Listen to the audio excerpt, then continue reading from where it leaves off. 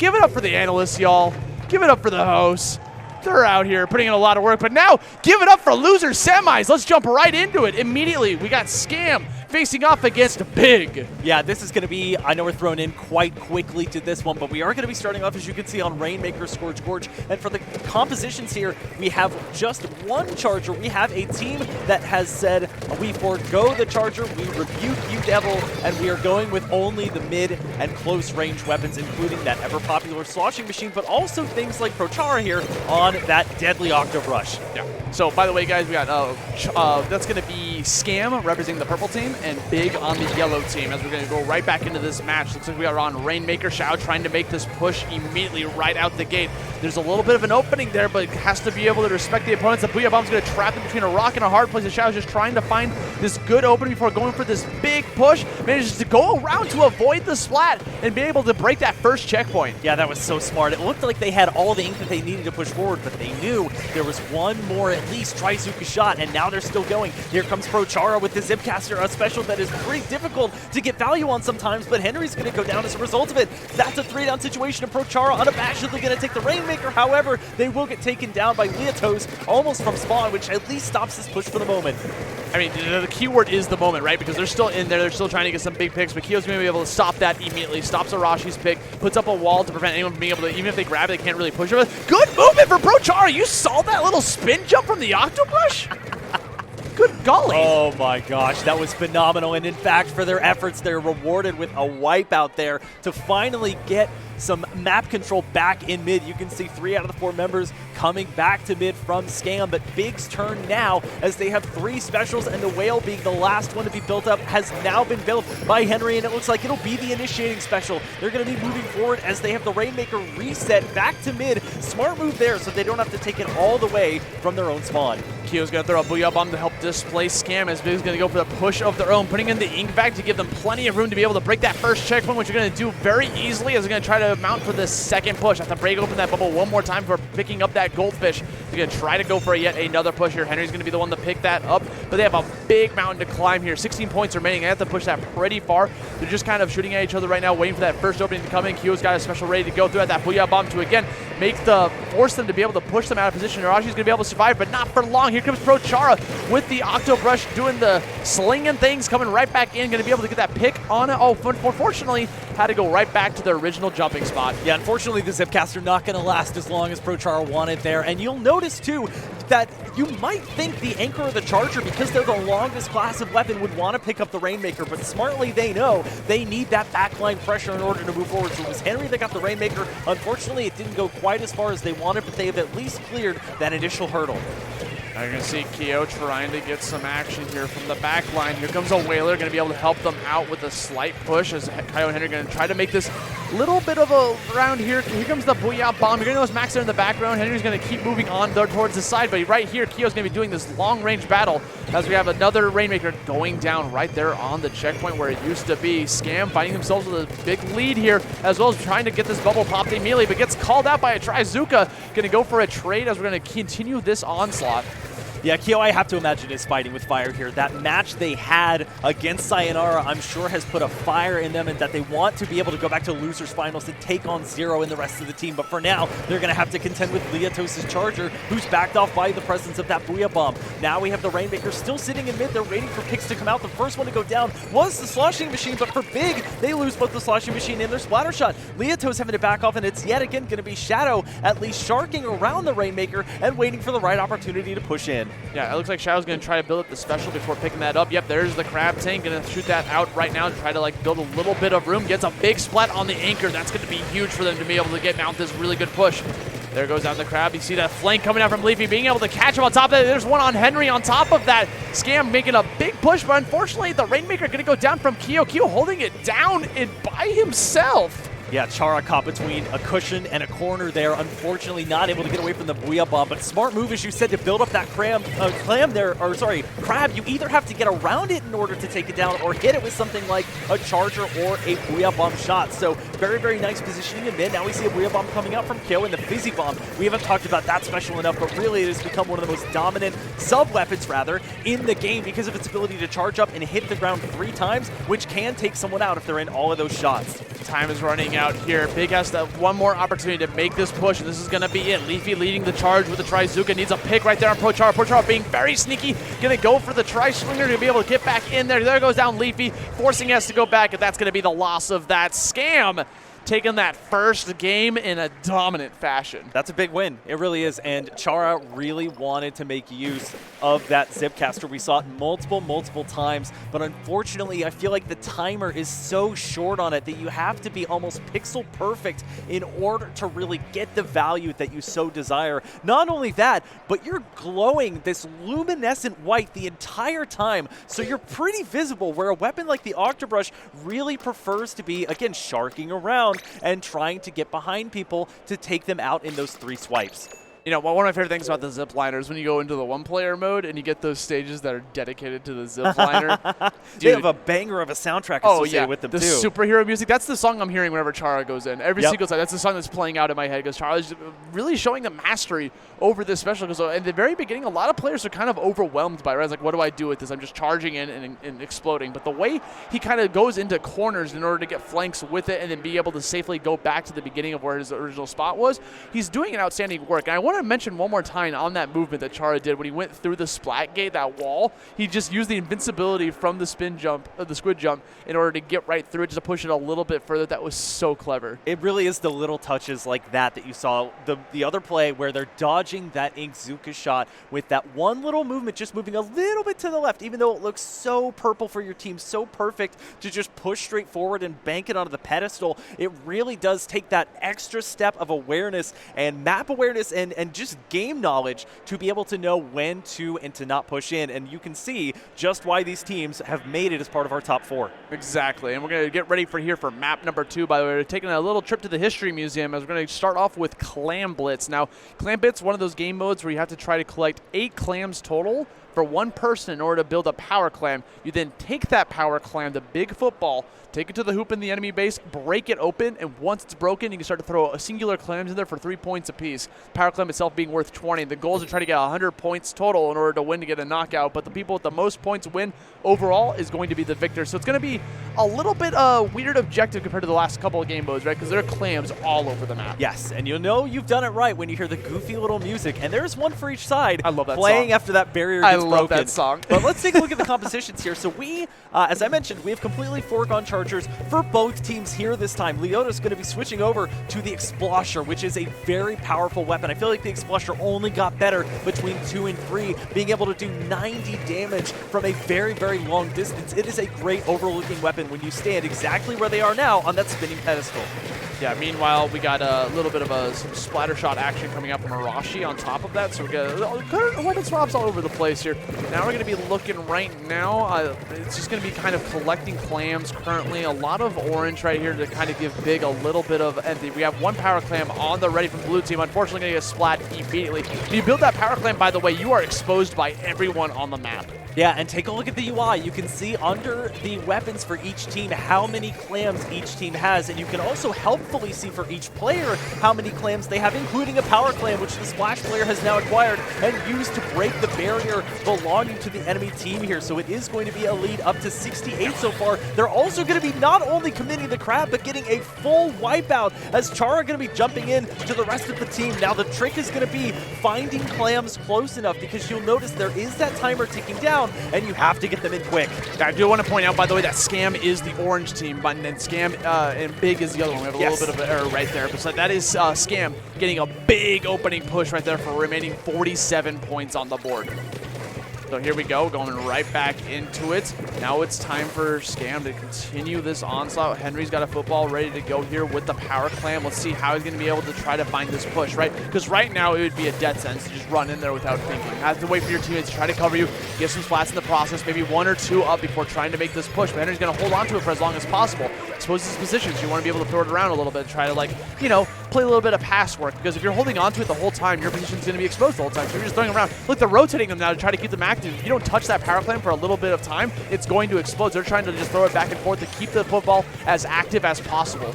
And you want to talk about juggling. The UI actually belittling or belying how many clams they actually possess with 3 total power clams. And it looks like Henry's gotten so far ahead enough to break that barricade for their team here. They immediately put one of their clams in. That's going to be another one. They just need a few more in order to take the lead. They've got 10 points, technically 11 to get through. Max trying to play as much defense as possible, but it's not enough. The lead is going to go away, but we're only halfway through this game. They really are only in danger if they get to that knockout stage. Henry's still up there, so Leafy finding an opening to get back in there. A wipeout's going to be huge for Big, as they're going to get a lot of points on the board. Tons of clams going into the hoop. They're going to collect some more. Leafy still has an opening. They could actually end it right here if they manage to get a couple more splats. Henry trying to paint some wave for Leafy to get back in there. 2 more clams away from knocking this out in one go. And this is all account of all those power clams they built. 6 points remaining. Looks like this might be the end of the push, but one heck of a push. I gotta give it up for him. Scam barely avoiding the commentator curse there as they almost took it and were able to get that knockout right after they had pushed all the way up to barely take that lead. And that is the difficult part in Splatoon 3. There are technically fewer clams together because the number that are bunched together got reduced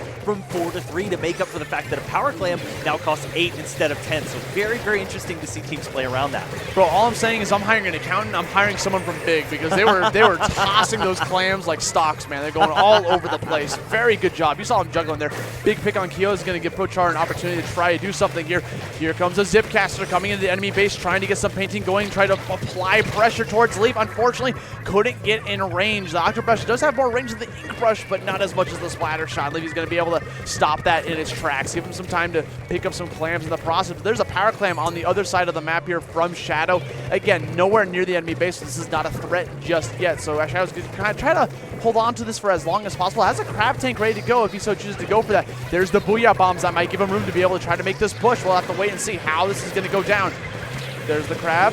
Throw that out there, kind of just ignore that Whaler, roll back in a little bit, give him a little bit of invincibility from the front, be able to armor through a lot of attacks. Oh no, Henry got the flank. That's why you have to deal with it. You go all the way around the crab, and now we have a power clam right there just sitting there eating dust, and it's probably going to disappear and dissipate.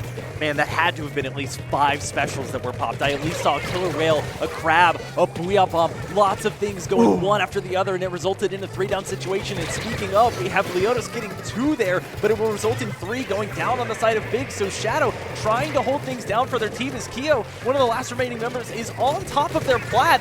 Leafy will join them, but they'll fall just about as immediately, but Kyo is still there, and now they've got company. It's going to be Leotos and Henry around there, but Max is trying to beat them to it. They're trying to get around to where they can still make a push because, of course, Clam Blitz have those notoriously long overtimes. Yeah, notorious indeed. It's all about holding onto the power clam as much as possible. As we're starting to enter overtime right now, you're going to see that middle meter at the very top of the map start to tick down. Once that hits all the way down to the bottom, or when the power clams are out of play, the game is over, and it's looking like Big is going to get a big win right now. Scam going in, gets a pop open. Hold on a second. This is an opportunity for them. Mirashi's going to go to try Slosher. Try Zuka to try to get some picks on their opening team. There's another one coming out for Prochara. Going to go back, try to pick up some clams. Keep that timer a-ticking. Gets another splat on top of that. Everyone's jumping in from Team Scam. Going to try to get another one. Henry's going to finally take down Prochara. This is going to be huge for Big, and I believe they're going to be able to stop that approach in its tracks and tie up the game 1-1.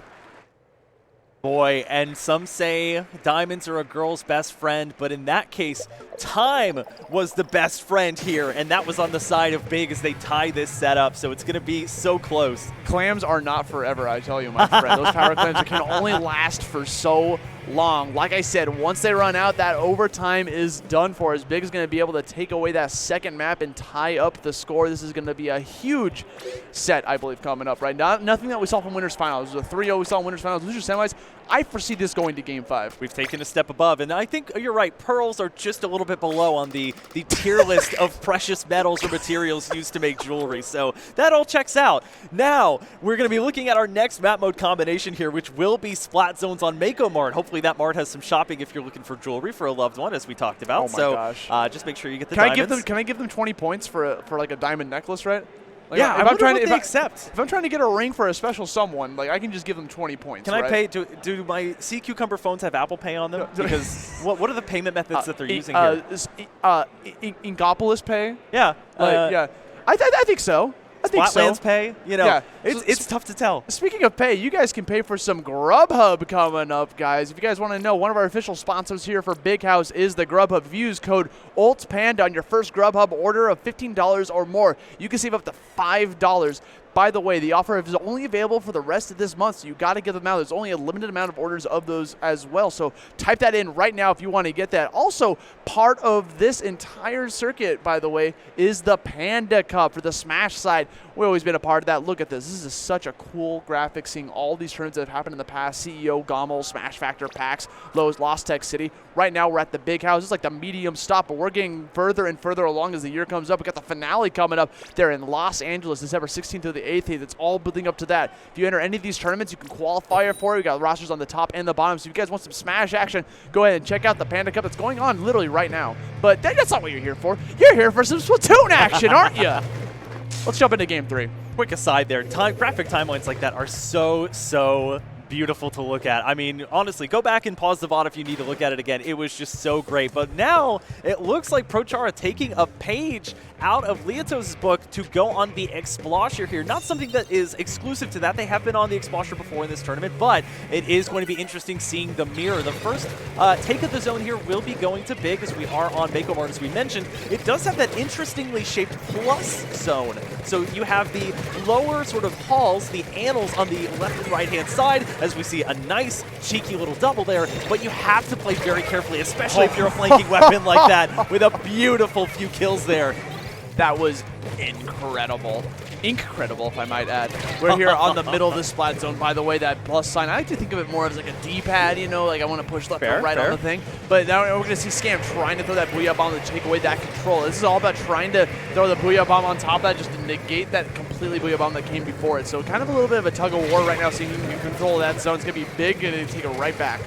I want to mention, too, these comps are identical. Don't get it fooled by the fact that there is a splatter shot and a hero shot. These comps are identical, and right now, Big is making better use of it. And you can see how dangerous it is when you have a long-range slosher like the X-Slosher doing so much chip damage, even over walls. Where can Scam even approach? They're having a hard time of it, and it looks like they've chosen our left. Yeah, and honestly, both Leafy and some other players were trying to like shark a little bit, wait for an opportunity before going for that approach, and not give you the position. Kyo's going to be able to use that machine slosher for a very long distance for charging up that Booyah Bomb, deciding to throw it last second towards the opponent instead of the zone. That's going to do very nicely for them, as Big is going to be able to try to get this zone as much as possible, and that's almost going to be a decimation. Scam trying to take it back for them in a desperate attempt, but unfortunately gets stuffed out completely. A very quick game that caught us completely unawares, as Big's going to be able to take this into a 2-1 lead in their favor. Again, it takes a lot of patience to know exactly when and where to use your special. I think the average player might have seen the zone had been lost out of their favor. Not quite in the enemy team's favor yet, but it's been contested, and they're like, okay, panic, give me the Booyah Bomb, throw it straight onto the zone, make sure we hold on to it. But no, they used the area between the zone and that overlooking plat to stop them from getting in the last few seconds, trusting that the rest of their teammates would be able to paint the zone sufficiently with their main and sub weapons, and that's exactly what happened. Huge payoff for Big there to take the lead in the set. Yeah, the best thing about that is that they reacted to what was happening, right? Because they could have easily thrown it on the zone to help with the ink, but I think what was going on is that they realized that, wait, this zone is fine. Like, my teammates are there. I'm going to do a little cheeky throw instead. I'm going to throw into the enemy lines. I like that. Big fan. We got tower control coming up now from Inkblot Academy. Saw this actual map a little bit earlier on in the past set, but a different game mode. Tower control being the name of the mode. Again, this is, if you're new to Splatoon, this is a very easy mode to comprehend. You get on the tower, you push it forward. If you're not on the tower, it's not going to go forward. The goal is to put it in the enemy base. There's 3 checkpoints you got to break through. Once you're on each checkpoint, it takes about 10 seconds of holding the line in defense form before being able to break that. Once you break it, you don't have to do that again a second time. You have to go for the push. It becomes a big tug of war. I feel like that describes like almost every single game mode, by the way. Tug of war. Like, I feel like you're playing like a Mario Party minigame sometimes, you know? Well, in this one, you only get to decide the speed of your push so much, and that really is a key factor. I feel like why a lot of Splatoon players and fans like Inkblot Art Academy is because so many weapon types can excel here, and I truly feel that for their anchor position, any of Charger's Splatlings in the Explosher could do really well. There's also those rather large left and right-hand sides for the flankers to get back into mid. Alrighty. Let's jump in. We got a little bit of a Splash-O-Matic coming out. some but Slosher, sorry, not Tri, just Slosher itself, double machine Slosher over there on the big side. So we'll see how he's going to be able to pull out off to the races. Going to notice a little bit taking different paths sometimes to try to make sure they get the most out of building their special. Leafy trying to go into a potential flank, or rather protecting themselves from the flank, as they're going to try to just paint up as much as possible. Everyone's going to play a little bit passive right now before trying to find that first splat. But speaking of first splat, it's going to be on the side of Scam in terms of getting that first pick on the enemy side, trying to get that second one for going for an immediate push. You're going to have enough time to be able to go back in there. Here comes the Crab Tank and the Booyah Bomb to try to get some defensive action going on, be able to come back off from the Cram. Yeah, interestingly, there are no anchor weapons in this game, so commentators curse yet again, but I want to call out too, Max using a weapon after Kyo's own heart here, which is the Slosher, and that is a special we have barely seen today. You see a nice splat there, or trade anyway, and that is the triple ink strike, allowing you to place 3 strikes of ink in a circle, and that is a perfect display of it right there. It allows you to regain some of that precious turf, which can be a precious commodity on a small map like this one. Exactly. I mean, being able to have, like, it's such a small zone, having control of the map. Oh, I can't believe they lost that fight. Kyo staying alive, being able to get that trade in their favor. Nice pick on their right against Pro Charles. They're going to try to sneak around that corner, and now the tower kind of being pushed from Scam and forcing them to go into the crab mode. We have a crab battle on our hands. They're trying to shoot each other from back on the tower zone, and they're going to force a retreat from Scam as the tower's going to go right back to the center. Neither team has yielded that first checkpoint, mind you. Yeah, Shadow stays alive only for just a little bit longer as Q and Leafy able to push up to where their Inkling body was. You have Leotos, who traditionally takes that anchor role. They are still riding the tower here, and that's a great place for your Charger to be because they can do what's called right peeking. A lot of you that have played shooter games will probably be familiar with that, is where you're able to protect most of your body, but the actual weapon is peeking out, and especially because Chargers, Squiffer included, have that beam of ink that can be seen by your opponents, it's that much more important to hide it until the very last second. Yeah, everyone in Inkblot is right-handed, bro. You got to be able to peek out from the right side. But what's very interesting right now is that Turf checkpoint's about to get broken, throwing that Booyah Bomb in a last-ditch effort to try to get them off the zone, losing the lead, and the checkpoint's finally broken in favor of Scam. Not going to be able to push it too much farther forward. Shadow being able to try to dance around there, trying to get that splat on Henry. Henry going to back up away from the teammates as Pro Char is going to try to go for this chase. And you're going to notice that Pro Char going for the flings of swap, probably purely for they have access to missiles. Missiles are so good in tower control because no matter what, they just shoot that out. You have to move. It forces you out. So good, period. I mean, not just for tower control, but especially on an objective that moves as slowly as it does and where you have to sit on it to gain any progress. It is one of the perfect ways to get the enemy team off, and I think that's where the Swiffer's special weapon comes in, which is the big bubbler. We've seen it on other weapons like the Splattershot Jr., and we're seeing it now popped perfectly before the checkpoint, and the 10 missiles will actually block some of them, although it will take damage and break eventually, so you have to be careful and know when it's going to be gone. Yeah, eventually that big bubble is going to go away, but Big's trying to make this push. They're like 2 points away from being able to push this in front of the lead. They managed to take the lead in the process. Zess is going to try to stay alive as much as possible, get away from that splat bomb, get a pick on Arashi, and continues to dance around this tower bit by bit as they're going to start to approach checkpoint number 2.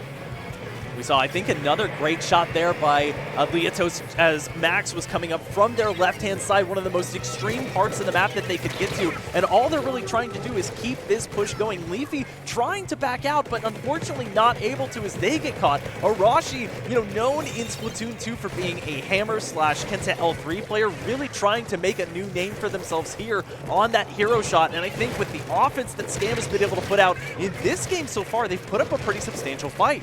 Yeah, most definitely. Now we're going to see Pro Chara painting a little bit in the background, waiting for this opening just to charge up missiles. That's the most important thing for their team right now is Pro Chara just trying to build up meter to throw missiles and push them out of sight. Missiles aren't as long-lasting as they were in Splatoon 2, so it only displaces them for a little bit of time before being able to make this push. And now Big has the bubbler on deck. A minute left on the clock. We're going to see how far we're going to be able to push as the specials are trying to get charged. There's the missiles again ready from Pro Char to be able to shoot that off yet again. Going to be able to get them off of the tower in the process. But it's up to them to try to mount to offense because time is starting to run out here, Zach.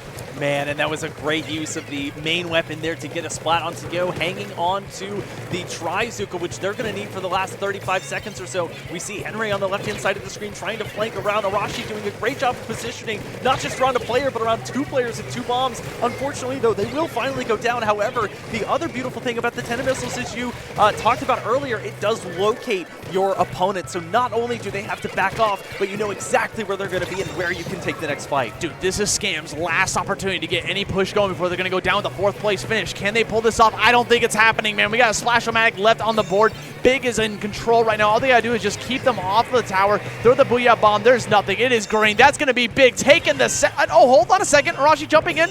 But no, there was absolutely no way that was going to happen. Big is going to be your 3-1 winner here. Going to move on into losers finals to try to get a run back against Sayonara.